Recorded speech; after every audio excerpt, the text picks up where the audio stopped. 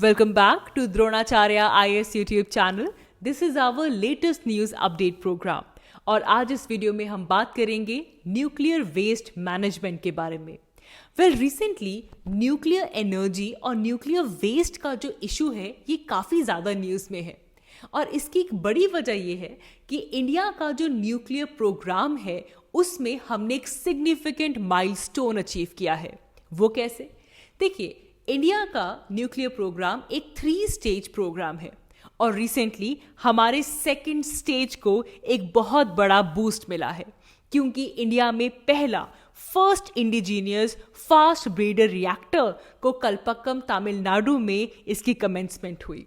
4 मार्च वो दिन था जब हमारे प्राइम मिनिस्टर ने इंडिया के पहले इंडिजीनियस फास्ट ब्रीडर रिएक्टर की कमेंसमेंट की एट द कलपक्कम तमिलनाडु और जिससे हमारे न्यूक्लियर प्रोग्राम की सेकेंड स्टेज को एक बहुत बड़ा बूस्ट मिला। लेकिन इसी के साथ साथ एक क्वेश्चन यहाँ पे रेज हुआ that was related to the management of nuclear waste. देखिए, हमारे पास जिस तरह हम हमारे न्यूक्लियर प्रोग्राम में प्रोग्रेस कर रहे हैं इससे ये सर्टेन है कि हम हमारी एनर्जी इंडिपेंडेंस की तरफ लगातार बढ़ते जा रहे हैं। लेकिन ऑफ कोर्स यहाँ से बढ़ती हुई न्यूक्लियर एनर्जी के साथ साथ जो न्यूक्लियर वेस्ट जनरेट होने वाला है उसकी मैनेजमेंट को लेकर भी एक कॉम्प्लेक्स चैलेंज हमारे सामने खड़ा है। तो इसीलिए इस वीडियो में हम जानेंगे कि न्यूक्लियर वेस्ट क्या है और इसे किस तरह से मैनेज किया जा सकता है। तो चलिए सबसे पहले समझते हैं न्यूक्लियर वेस्ट के बारे में। देखिए, हमारे जो न्यूक्लियर रिएक्टर्स होते हैं उनके अंदर फिजन का प्रोसेस होता है, न्यूक्लियर फिजन। और इस न्यूक्लियर फिजन में बहुत सारे radio active by products generate होते हैं। एनर्जी के साथ साथ बहुत सारे radio active by products generate होते हैं and that comprises as the nuclear waste. अब एक न्यूक्लियर रिएक्टर में अलग अलग तरह के एलिमेंट्स यूज होते हैं, रेडियो एक्टिव एलिमेंट्स यूज होते हैं जैसे कि बेरियम 144, क्रिप्टन 89 और यूरेनियम और प्लूटोनियम जैसे एलिमेंट्स के तो बहुत सारे आइसोटोप्स यहाँ पे यूज होते हैं।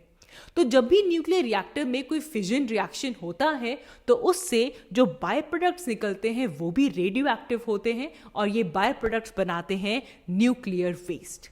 और इस न्यूक्लियर वेस्ट की मैनेजमेंट किस तरह की जाए वो आज का हमारा एक मेन एजेंडा है इस वीडियो का। हम जानेंगे कि दुनिया भर में न्यूक्लियर वेस्ट को किस तरीके से हैंडल किया जाता है, what are the various techniques to handle the nuclear waste. और यहाँ पे सबसे पहले टेक्निक आती है which is spent fuel storage. तो देखिए यहाँ पे क्या है, जब न्यूक्लियर रिएक्टर में जो फ्यूल जो है वो स्पेंट हो गया, जो यूज हो गया, इसे इनिशियली स्टोर किया जाता है अंडर वाटर। और अंडर वाटर इसलिए स्टोर किया जाता है ताकि ये थोड़ा कूल डाउन हो जाए। और एक बार जब ये फ्यूल कूल डाउन हो जाता है तो इसे ड्राई कैस्क के अंदर ट्रांसफर कर देते हैं और लॉन्ग टर्म स्टोरेज के लिए उन ड्राई कैस्क के अंदर इसे डाल के रखते हैं। And this is very critical क्योंकि जो स्पेंट फ्यूल होता है उसकी रेडियो एक्टिविटी काफ़ी ज़्यादा है, अलग अलग तरह के बाय प्रोडक्ट्स उसमें प्रेजेंट होते हैं, तो उसे ठंडा करके लॉन्ग टर्म स्टोरेज के लिए रख दिया जाता है। देखिए, countries like US, Canada, Russia जहाँ पे काफ़ी ज़्यादा न्यूक्लियर वेस्ट जनरेट होता है वहाँ पे ये स्पेंट फ्यूल स्टोरेज का मेथड काफ़ी ज़्यादा यूज़ किया जाता है। इसके अलावा सेकेंड मेथड आता है जिसे कहा जाता है लिक्विड वेस्ट ट्रीटमेंट। अब यहाँ पे क्या है कि जहाँ पे न्यूक्लियर रिएक्टर है, जहाँ पे न्यूक्लियर पावर प्लांट है, वहीं पे जो वेस्ट जनरेट हुआ लिक्विड वेस्ट को वहीं पे ट्रीट किया जा सके। और एक बार जब ट्रीटमेंट हो गया तो जो वेस्ट आएगा उसे एनवायरनमेंट में डिस्चार्ज कर दिया जाए after being treated. So liquid waste treatment is another way of handling the nuclear waste. इसके अलावा जो सबसे इंटरेस्टिंग है, जो हमारे लिए एक खास बात हो सकती है, that is vitrification, the process of vitrification. आपके प्रीलिम्स में क्वेश्चन आ सकता है, what do you understand by vitrification. तो समझ लीजिए इस बात को कि जो न्यूक्लियर रिएक्टर से लिक्विड वेस्ट जनरेट होता है उसे विट्रीफाई किया जाता है और उस लिक्विड वेस्ट को एक स्टेबल ग्लास के अंदर कन्वर्ट किया जाता है।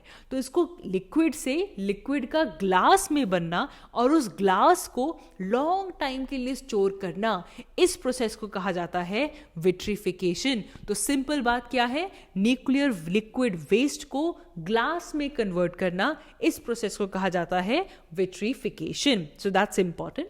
Apart from that there is another process जिसे कहा जाता है reprocessing.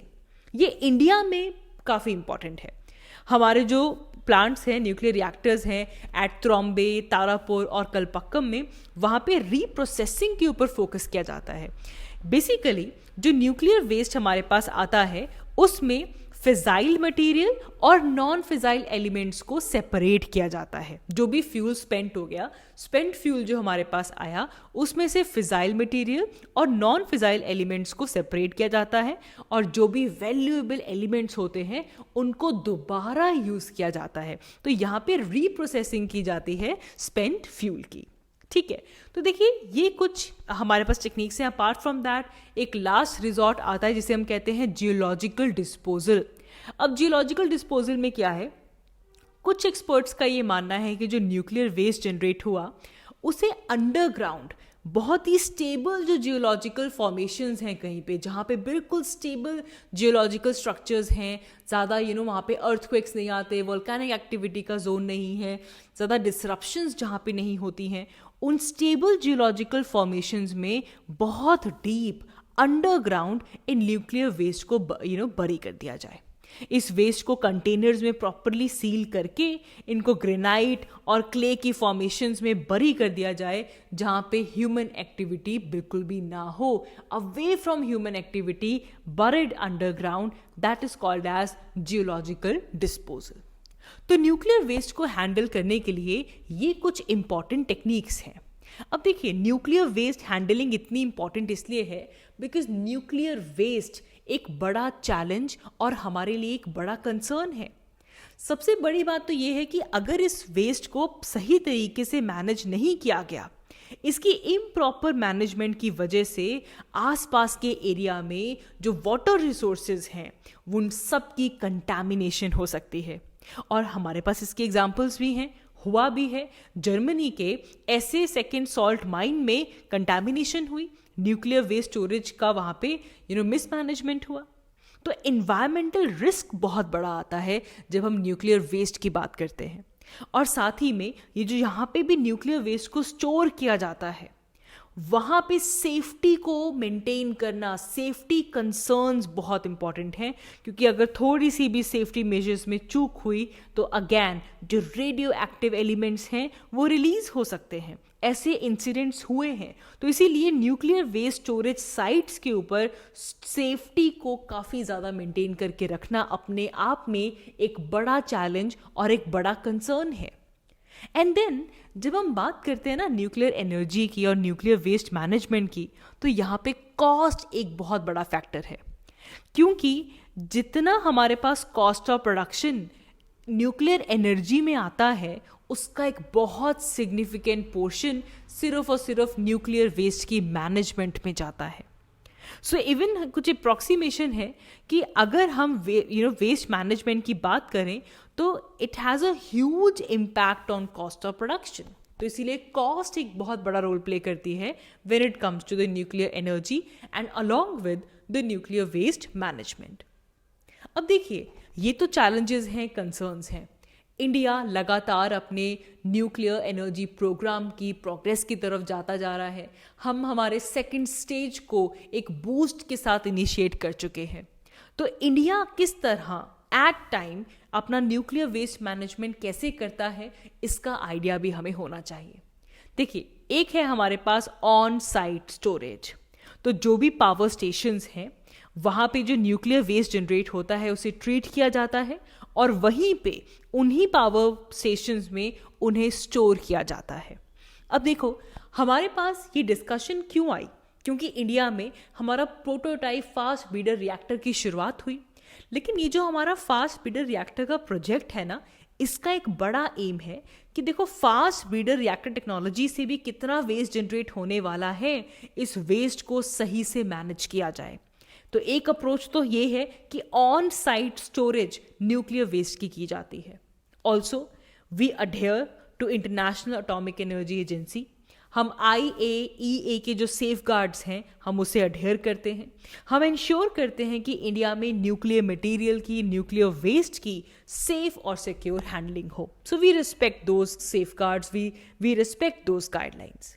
But yes, we do have challenges in front of us कि किस तरीके से जो स्पेंट फ्यूल हमारे पास आएगा, जिसमें अलग अलग तरह की कॉम्पोजिशंस होंगी, उनको सेपरेट करना, रीप्रोसेस करना और न्यूक्लियर वेस्ट को ट्रीट करके स्टोर करना या डिस्चार्ज करना, ये सारा का सारा एक बड़ा चैलेंज हमारे पास है। And therefore this discussion and the awareness about it is very important. So how we can conclude it? देखिए, रिसर्च और डेवलपमेंट की बहुत ज़रूरत है। किस तरीके से हम वेस्ट ट्रीटमेंट टेक्नोलॉजीज़ को और एडवांस करें ताकि न्यूक्लियर वेस्ट मैनेजमेंट में हमारी एफिशिएंसी और हमारी ओवरऑल सेफ्टी जो है वो एनहांस हो। तो उसके लिए रिसर्च बहुत ज़रूरी है और रिसर्च को बूस्ट करने के लिए इन्वेस्टमेंट ज़रूरी है। एंड ऑल्सो जो इंटरनेशनल ऑर्गेनाइजेशंस हैं उन्हें कोलैबोरेट करना चाहिए और कहीं पे भी वर्ल्ड के किसी भी कोने में जहाँ पे भी कोई बेस्ट प्रैक्टिस है जिससे कि न्यूक्लियर वेस्ट को मैनेज किया जा सके, इन चैलेंजेस को एड्रेस किया जाए, तो उन वैल्यूएबल इंसाइट्स को एक दूसरे के साथ शेयर करना चाहिए। तो इंटरनेशनल कोलैबोरेशन की ज़रूरत है और साथ ही में जो स्टेक होल्डर्स हैं उनको पब्लिक के साथ एंगेज करना होगा और पब्लिक में अवेयरनेस बढ़ानी होगी कि न्यूक्लियर वेस्ट क्या है और इस न्यूक्लियर वेस्ट की मैनेजमेंट कितनी ज़रूरी है और कितने कंसर्न्स हो सकते हैं और कितना बुरा है ये हमारे एनवायरनमेंट के लिए अगर कभी जो सेफ्टी कंसर्न्स हैं वो ब्रीच होते हैं। तो पब्लिक अवेयरनेस जो है वो यहाँ पे इम्पॉर्टेंट है, जिससे कि पब्लिक एंगेजमेंट हम कैच कर पाएंगे। एंड ऑफ कोर्स अल्टीमेटली जो भी रेगुलेटरी फ्रेमवर्क्स हैं हमें उन्हें स्ट्रेंथन अप करना होगा। हमारे जो भी स्टैंडर्ड्स हैं, सेफ्टी स्टैंडर्ड्स हैं, उनको स्ट्रिक्टली इम्प्लीमेंट करना होगा ताकि जितनी भी इंटरनेशनल गाइडलाइंस हैं हम उनसे अडेयर कर पाएँ और इस पोटेंशियल हज़ार्ड से हम अपने आप को बचा पाएँ। So these were some of the important points जो हमें पता होने चाहिए with respect to the nuclear waste. लगातार हम बढ़ते जा रहे हैं। इंडिया का 3 स्टेज न्यूक्लियर प्रोग्राम तरक्की पे है। हम हमारी 2nd स्टेज पे पहुंच चुके हैं एंड जहां से हम ऑफ कोर्स हमारी न्यूक्लियर एनर्जी का जो शेयर है उसे बढ़ाएंगे और न्यूक्लियर एनर्जी से हम एनर्जी इंडिपेंडेंस की तरफ बढ़ पाएंगे। लेकिन इसकी अनदर फ्लिप साइड पे जो न्यूक्लियर वेस्ट जनरेट होने वाला है, इसकी मैनेजमेंट के ऊपर भी हमें उतना ही ध्यान देना होगा। So that is all for this video. Thank you so much for watching, and if you like this video, please do like, share and comment. Thank you so much. I will see you all in my next one. Thank you.